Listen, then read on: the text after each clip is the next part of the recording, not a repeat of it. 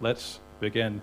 Ladies and gentlemen, on behalf of Trivium and Bullet for My Valentine and Action Presents, it's an absolute pleasure to be joined by all of you tonight. Now, everybody in the room with me physically should know that right now this is being live streamed to countless Bullet for My Valentine and Trivium fans all around the world who are no doubt scratching their heads, wondering what all of this hubbub is about. And if you're watching through a screen right now, my name is Alexander Milas, and I am in Soho in the heart of London right now, and I'm joined by the great and the good and the legends of the world of the music business and press and radio and so on. And we're here to announce a very special thing that's going to be happening next year. Now, it's been my absolute privilege to work as a music journalist for over 20 years. In 2002, I joined Kerrang! Magazine just as a writer, and then I began writing full-time, and then I joined Metal Hammer Magazine in 2006.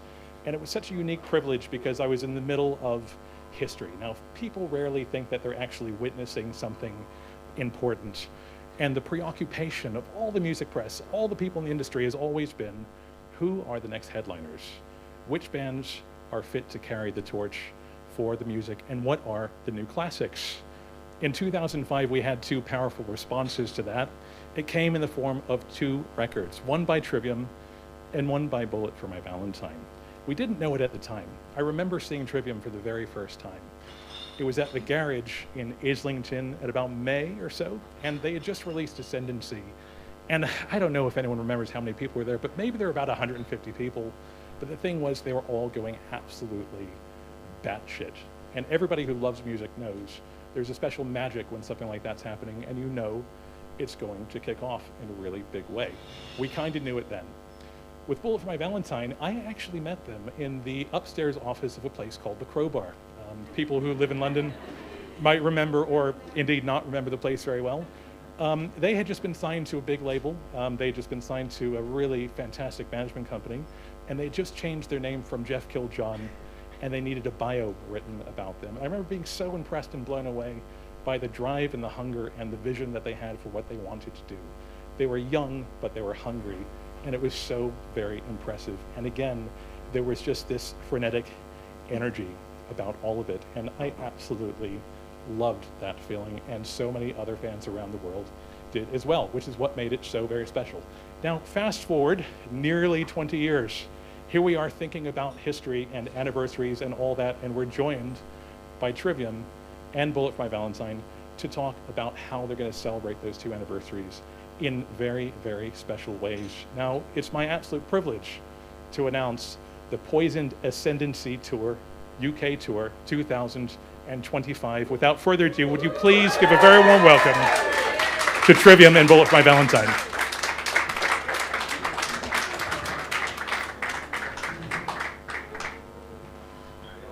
Welcome. Please get a microphone. Yeah. Gentlemen, this is not the first time that we have been sat around a table talking about what's going on.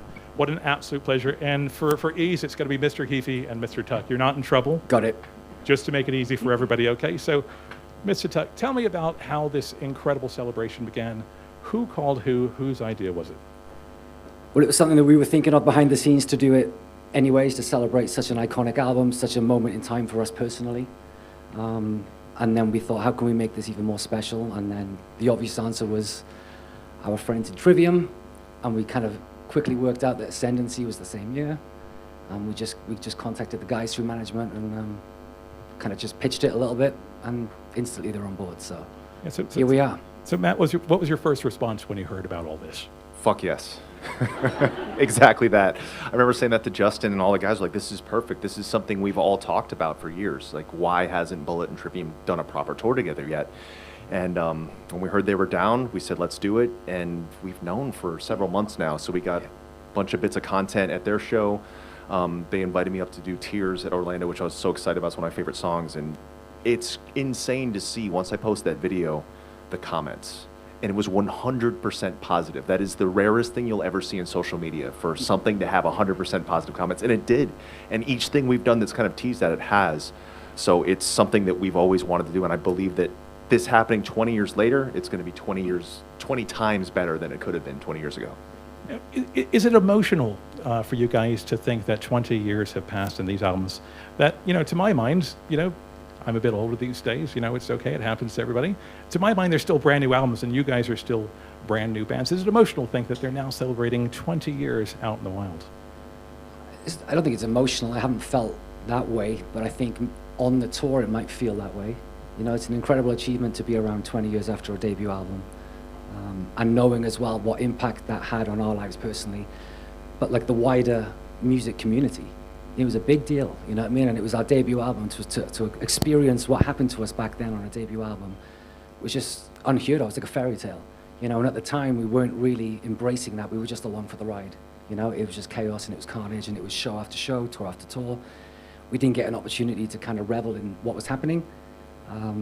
So I think that is coming home to roost now in a way. We've been talking about it today, that we didn't get that opportunity to for both bands because we were just doing this thing. And, so yeah, I think there will be heightened emotions when the tour actually happens, but for now, we just want to get the word out there. We're super stoked to be part of it with an amazing band who are also celebrating a milestone.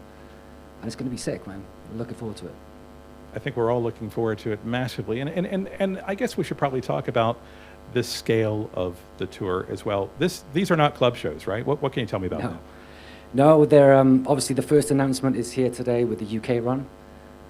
They're going to be big arena shows, with the biggest being a venue that's eluded us for many years, and that's the O2.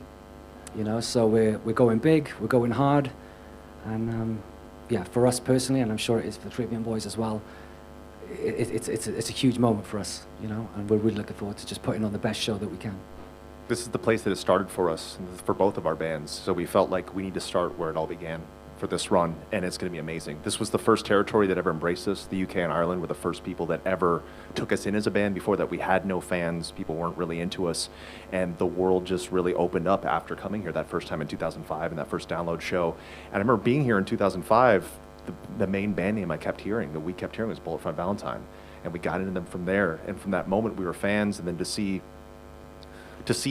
their ascension and ours as well was such an amazing thing. And so we're very happy that 20 years later, we're all still able to look back at these records, these fan favorite records, these band favorite records, and celebrate it finally in style. Because when we're going through it in 05 through 06, it was happening so quick. We were in the tides essentially, and not until we were able to look back did we go, oh yeah, that happened to us. And now this is the celebration, and it's gonna be amazing. Absolutely. And Padge, I mean, one of the stories that comes up so many times when people are talking about these two records in particular is for how many people it was like the first record that they really got into in a massive big way. And people grew up with these records, it was literally the soundtrack to their lives, their childhoods, their adolescence, their first everything and all that. Padge, what does it mean to you to hear that your record has meant so much to so many people? It's a celebration of the music, what we achieved, at a certain time and a place many years ago. We both bands touched on something really fucking cool, and to do this 20 years later, an anniversary tour, it's going to be very, very special. It's going to be a metal tour of the year. And Corey, I wonder what your recollections might be, because of course you guys have shared festival bills all the time, and it can be such a mystery sometimes what it's like backstage at a festival. I mean, did you actually cross paths and hang out back in the day, or is this probably maybe the first time for you guys to really? Yeah, we ran into them. We'd always cross paths at festivals, hang out backstage. At Metal Hammer, Kerrang Awards, and stuff like that. We'd always hang out, cross paths, but we never really got to play together. It was always just kind of at an event or at a show, and then we'd go to their show or whatever. And so finally be able to tour and actually go around the world and play together. It's going to be a lot of fun. I found a picture, someone tagged me, and I was waiting to post till this was announced. It's Tuck and I hugging in 2005, so I'm going to post that later tonight. Now this is announced. We're young dudes, young metal dudes. Indeed, and I guess we should probably talk about like the time scale here. How do you look on yourselves back then? What have you learned along the way? What would you tell yourself back then that you now know? Just kind of where my head was at the time, really. It's just to back yourself.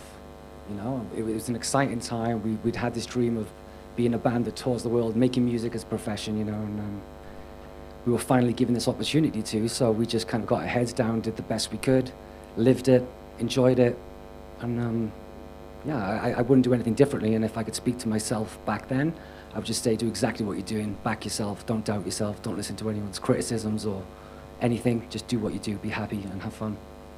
It's really simple. Yeah. Absolutely. Well, amen to that. And of course, it's not just about a strong start. It's about staying power as well. It's not just having you're straight out of the gate. It's also that you guys kept on doing it and you had that consistency, and the loyalty of the fans, has been there for all to see. And I guess this is a special thing, of course, because this is not about your entire careers. What songs are you going to be playing? Because this isn't just a really clever name. This isn't just, I should say, stunning artwork. What are you actually be playing on the nights? What can people expect? Full records in entirety. We've never done that. We've never done a single show live where we play a full record of ours. We've done little features. We've done a couple live streams when people weren't able to tour. So the fact that both Bullet's doing the Poison, Trivium's doing Ascendancy, that's monumental. And the fact that, yes, we see the UK, we've talked about the UK, but this is a whole world tour. We're going to be hitting pretty much every single continent, and it's going to be fantastic. We're not playing Antarctica. Sorry, Antarcticans. We're not playing there.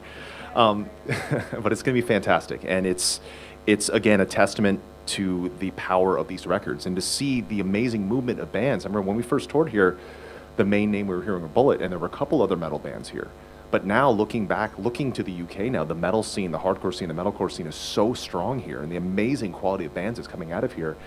And never would our two bands assume that we inspired someone to pick up a guitar, but there's so many Sphere fans we've talked to, they said, that was my childhood. Bullet and Trivium got me into metal.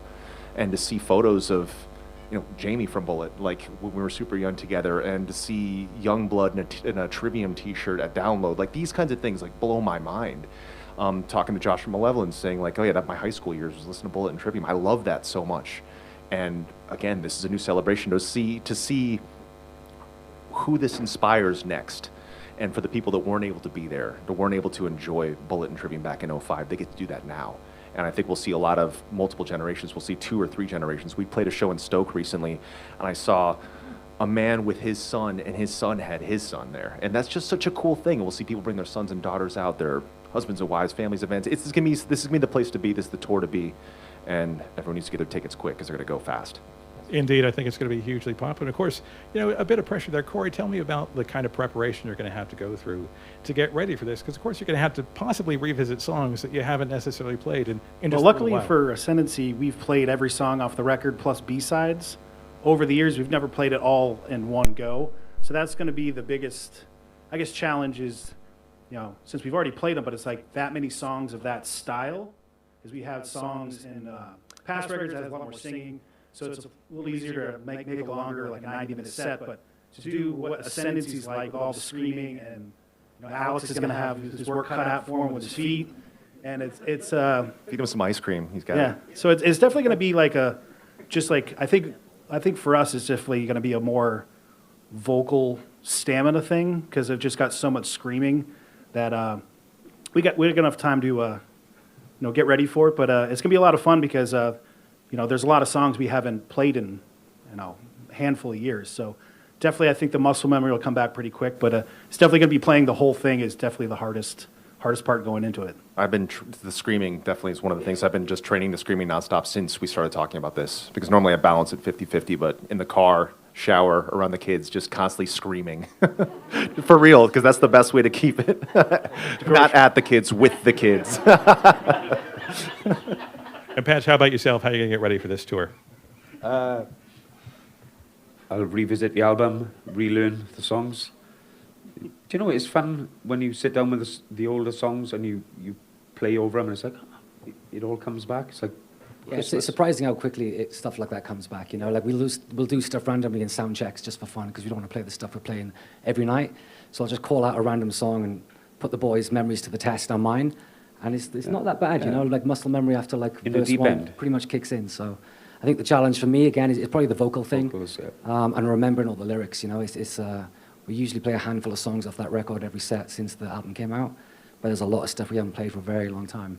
So it's just revisiting it and doing my homework, getting in a rehearsal room with the boys and thrashing it out like we would any kind of tour. And you both have talked in your own ways just a little bit about the connection with London, the connection with the UK. Obviously, you guys being from Wales yourselves and so on. Do you remember your first big show, and how does it make you think How does it make you feel to think just how far you've come since then? I don't know what your class is big. On our debut album, we kind of sold out Brixton. So to me at the time, that was crazy. Like we started off like Mean Fiddler, Underworld, Barfly, those were kind of the places, right? And then I think when we played Mean Fiddler, I think it was on like a Valentine's Day in 2004 or something, promoting the EP. At that point, like I couldn't smile wide enough. That was like everything at that point, knowing that we sold out a show in London at a prestigious venue on the back of an EP was just like incredible. So that was the moment we felt like, okay, something's cooking here. And then, less than a year later, we dropped the debut and just went ballistic, I remember it well, and it Yeah. was absolutely phenomenal. How about yourself, Matt? You mentioned a little passing reference to the first time playing here in London. Yep, I remember we just flew over from the U.S. and we were doing a triple flip-flopping tour for Road Rage. We were due to be the first band on that night. It was Wolf Run Hall in Wolverhampton, and I remember being backstage and we were talking amongst ourselves, and I was like, I hope someone knows who we are here, because we're used to, at this point, no one knew who we were anywhere.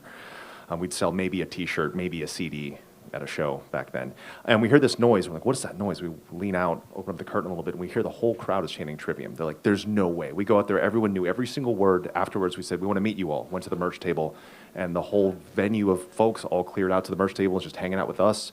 From there, they bumped us up to headlining. We played the Garage in London, and Andy Copping was there, and he said, I could see this fire going on with you guys. I'm going to move you from the tent stage to the main stage. Let's see what you got. And that was the show that changed everything for us. People ask what that show was like. I basically remember my voice was ragged. I was tired and cold. I looked at this giant stage, and there was a little postage stamp of art. It kind of looks like this size. Postage stamp size backdrop up there, and with an empty field. I remember setting foot up there, and it was like the scene from Braveheart, 40,000 people running up the hill.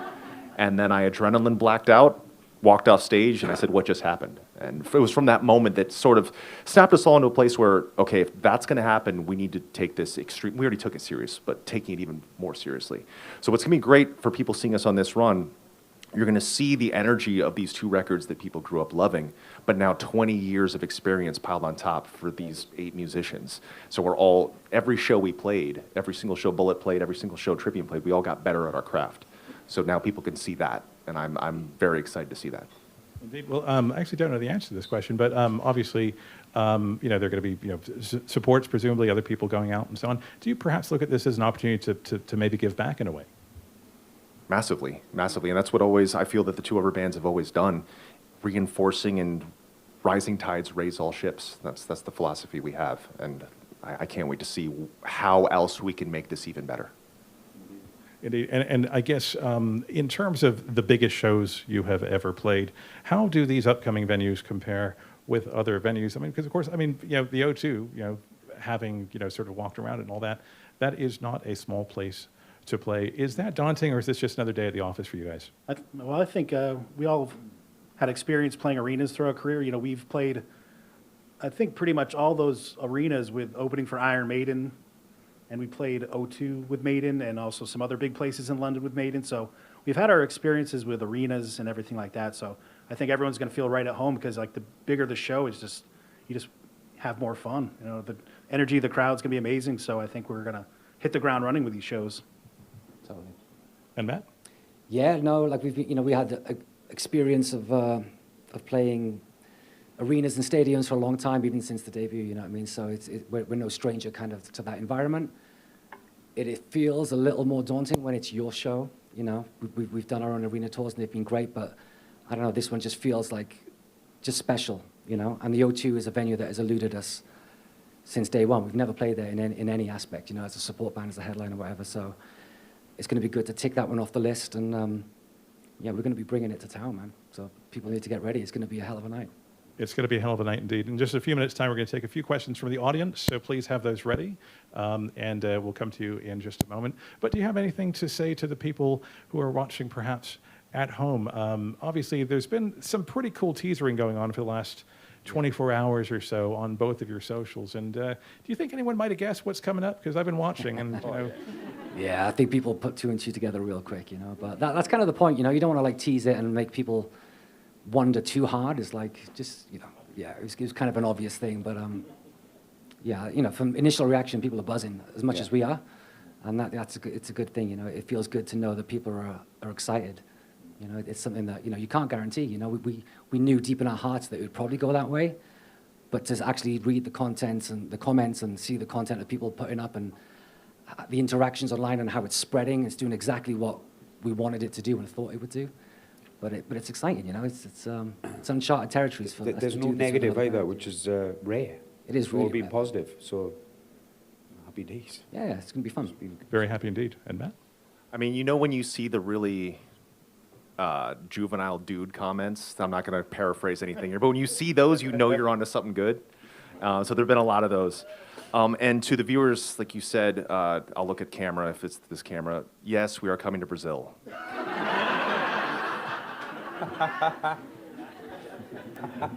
A final word, Corey?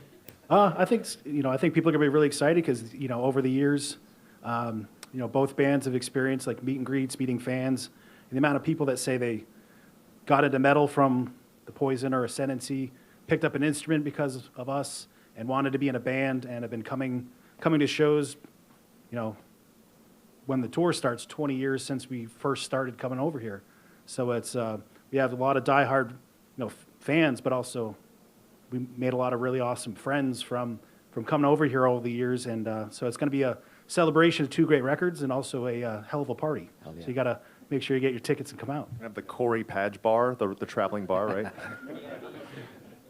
Yeah, well, I'm sure I speak for a lot of people when I say, I grew up like a lot of people who love this music, knowing great tours, great festivals, and they always had great names. Clash of the Titans, Monsters of Rock, Poison Ascendancy is right up there, and so it's just such a fantastic moment for all of us. So congratulations to all of you. And now we're going to take a couple of questions, I think, from the audience as well. Anyone want to put their Be hand up? nice. Be nice. We're done? Anybody? No? Anything? Please. Yes, sir. Oh, wait, hang on. Terribly sorry. We're going to give you a microphone. Oh, so sorry. Get him outta people here. can hear you as well. That makes life a lot easier, thank you. As Alexander alluded to earlier, obviously you're both incredibly young, hungry bands when you're making these early records. Can you talk about the mindset going into them and what you actually wanted to achieve with these two CDs? Yeah. I noticed that. To see these nuts. Thank you. Thank you, yeah. Okay, but seriously. The mindset was, we were young, we were a bit naive, inexperienced, but, the mission was to write the best album we could and take this opportunity that was given to us very seriously and make the best album we could make at that time. We were hungry, we were motivated, we wanted to make the best album that ever existed at that point. I was very kind of vocal about what I thought our band could be and what it should be in the press back in the day, And I said, this album's going to sell 1 million copies, not a problem. And everyone mocked me in the press because of that. And lo and behold, a year later, it fucking sold 1 million copies. So it was like, it was confidence. It was backing ourselves. There was anxiety. There was fear. There was the unknown. But there was also a lot of confidence and a lot of motivation to prove people wrong that kind of didn't believe in us for so many years. And what we did was special, and that's why we're here today to celebrate that in 2025. So yeah. I love so much. Uh-oh. Check. Hello. Well- Is that the wrap it up? Oh, there we go. All right, cool. I love too that getting to know Matt a lot better over these content trips that we did when we came down to Orlando, that we had a very similar upbringing, a very similar way that we both came up. I love seeing that because we didn't come up with a group of bands. I felt neither did. We both sort of existed on these separate islands and are able to connect together and celebrate this. But man, the two CDs really threw me off. That's an inside joke between the two of us that we've been using for a while. Can you tell me the last part again? my brain just went shot. Just what the aspirations were for the record at the time. Absolutely. Thank you. When we made Ascendancy, I remember being at Fairview Mini Storage on Fairbanks Ave. Was it Fairbanks? Yeah. This dingy, crappy warehouse full of chop shops and places where people stored their boats. And we just made the kind of music we wanted to hear. We didn't think too much. It was lightning in a bottle being captured at the moment. There wasn't thinking of, hey, let's have this kind of song, this kind of part. We would just play.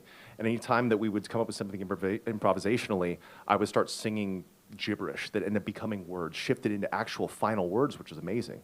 I remember Flies was something that Corey just started playing the verse riff.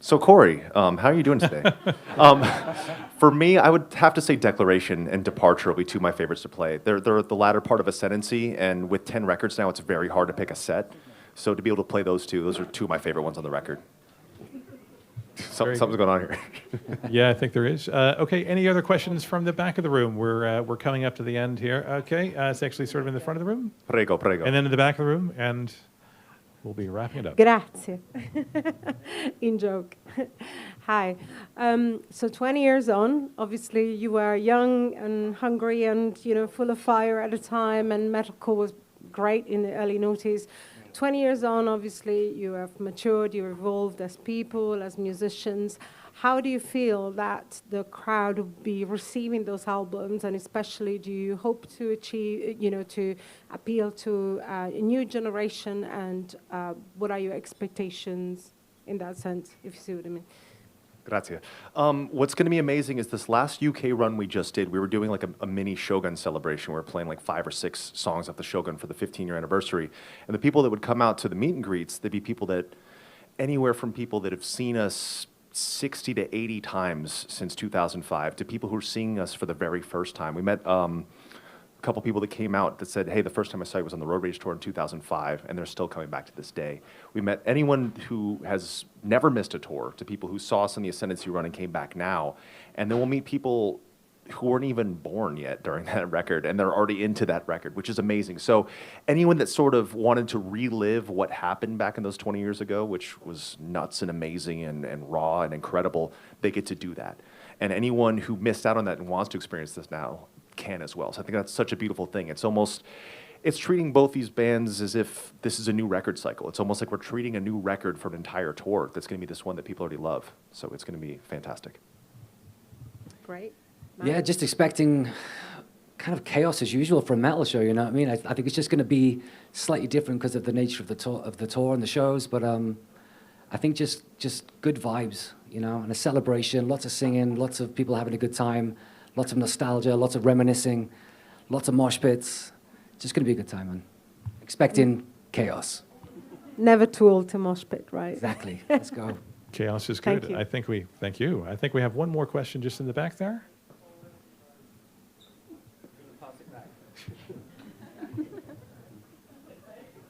Hello.